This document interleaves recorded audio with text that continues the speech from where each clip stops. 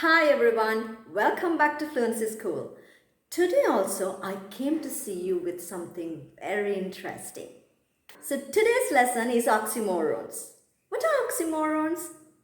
Let's get to that later, but before that, let me explain you what you can expect in this video. Right, so today we will discuss what are oxymorons, when and how to use them.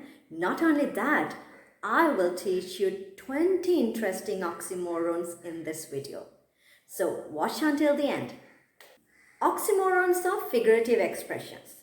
These phrases are made with two contradictory or opposite words. The term oxymoron comes from the Greek words oxy and moros. Oxy to say something is sharp, moros to say something is foolish. Now you can see the word oxymoron is an oxymoron itself. You might find these combinations a bit absurd, but remember, they help us to make perfect sense when we speak and write. Why do we use oxymorons? Oxymorons are used to add a dramatic effect or to add more interest to what we write and speak. Right. Oxymorons can also be used to convey complex messages or ideas. But everyone, most importantly, remember these are figurative expressions and they aren't meant to be taken literally. Right everyone, let's look at some examples now. As I promised you earlier as well, in this video, I will teach you 20 commonly used oxymorons. So let's see what they are. Number 1, act naturally. Act naturally. Acting is to pretend. But if something is natural, it cannot be an act. Now you can see clearly that these two words are pretty contradictory. Right, so let's see what this means. This means to act in a normal way. Right, now let's see how to put this in a sentence. You can say, when you meet my parents, please act naturally. Number 2, organized mess. Organized mess. Right, if something is organized, it cannot be a mess, right? Organized is a word that we use to say that something is kept in an orderly manner. But if you say something is messy, then you can imagine how chaotic that should be.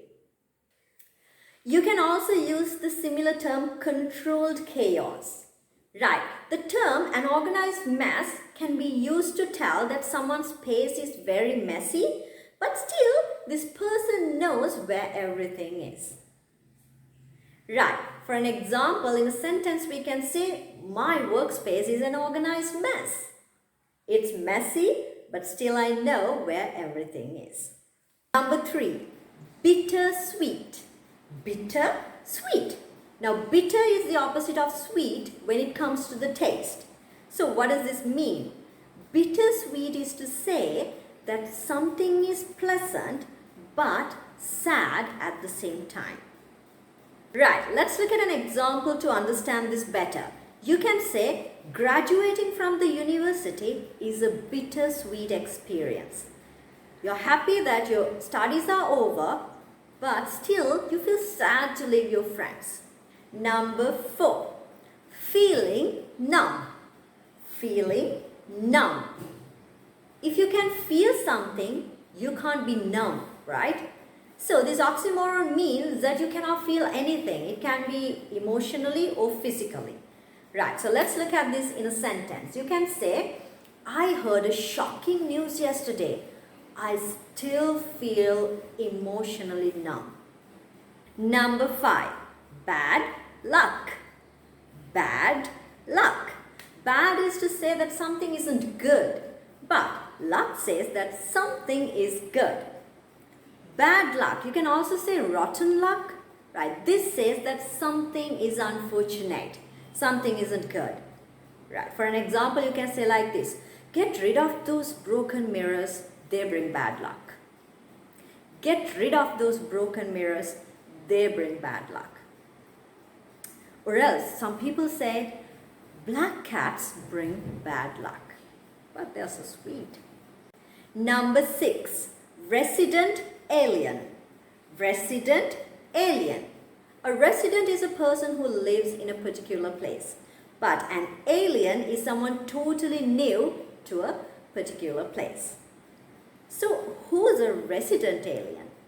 A resident alien means an outsider living in a particular place. For an example, you can say like this: I am a resident alien in the USA. I am originally from Russia. Right, let's say it again. I am a resident alien in the USA. I am originally from Russia. Number 7. Seriously funny. Seriously funny. Right, so this means that something is serious, but in a way, it's humorous as well. Right, for an example, you can say like this: I loved this book. I enjoyed it a lot. It was seriously funny. Number 8. Clearly confused. Clearly confused. Clearly means without a doubt. Confused means unable to understand. Right, so the oxymoron clearly confused means due to something's complex nature, you're unable to understand that particular thing. Right, for an example, you can say, at the end of the lecture, we were clearly confused. Number 9. Open secret. Open secret.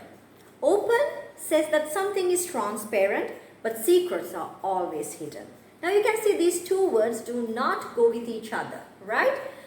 Okay, an open secret is something that's supposed to be hidden, but in fact, a lot of people know about it. For an example, you can say, oh, they're rivals. Didn't you know about that? That's an open secret. Number 10. Student, teacher. Student, teacher. A student is a learner, but a teacher is an educator. Right, the term student teacher means a student learning to become a teacher. Right, for an example, you can use it in a sentence like this: I worked as a student teacher for 6 months. I worked as a student teacher for 6 months. Number 11. Fully empty. Fully empty. So this term means that something is completely empty. It's a bit funny because fully means not empty, right? Okay, so for an example, you can say like this: I went shopping yesterday and now my wallet is fully empty. I went shopping yesterday and now my wallet is fully empty. That happens to all of us. Right, number 12. Found, missing.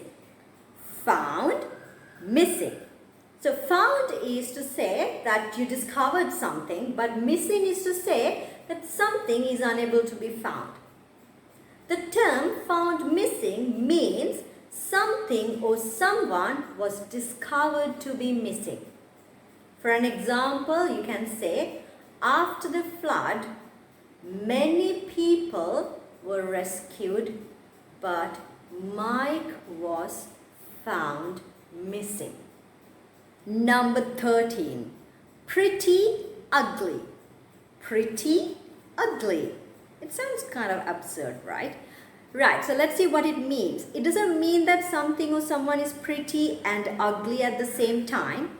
It means something or someone is very ugly. For an example, you can say, I need to buy a new dress for the party. The one I have is pretty ugly. I need to buy a new dress for the party. The one I have is pretty ugly. Number 14. Legally drunk. Legally drunk. What does that mean? Anyways, we all know that in order to consume alcohol, you need to be 21 years or above. But what's to get legally drunk? Right, so it's like this. if your blood alcohol level is above the legal limit, then you're considered as legally drunk. Right, so for an example, you can use that in a sentence like this.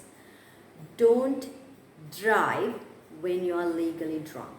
It's pretty risky. Don't drive when you're legally drunk. Number 15, jumbo shrimp. Jumbo shrimp. The word jumbo is used to say that something is big, but the word shrimp is used to say that someone is small in size. So what's jumbo shrimp? The term jumbo shrimp refers to the large size shrimp we eat. Right, so for an example, you can say, we went to a seafood restaurant yesterday. They served jumbo shrimp. We went to a seafood restaurant yesterday. They served jumbo shrimp. Number 16, daydreams. Daydreams. So these are the visions that people get when they are deep in thought. Can be their imagination as well. Right, so you can see these two words are pretty contradictory. Why? Because we don't normally sleep during the daytime. We sleep at night, and that's when we dream. For an example, you can say, I can't wait to go to Venice. I was daydreaming about that during the class. I can't wait to go to Venice. I was daydreaming about that in the class. Number 17, deafening silence. Deafening silence. Right, so let's see what this means. You go deaf when you're exposed to loud noises, but silence is the opposite of it. Silence means when there's no sound at all. Right, so deafening silence is used to say that a particular place is extremely quiet. For an example, you can say, we went to see an abandoned mansion. It was really quiet there. The silence was deafening. Number 18, inside out. Inside out. This means completely, thoroughly. Right? For an example, you can say, Mr. Smith is an archaeology professor. He knows the subject inside out. Mr. Smith is an archaeology professor. He knows the subject inside out. Number 19, big baby. Big baby.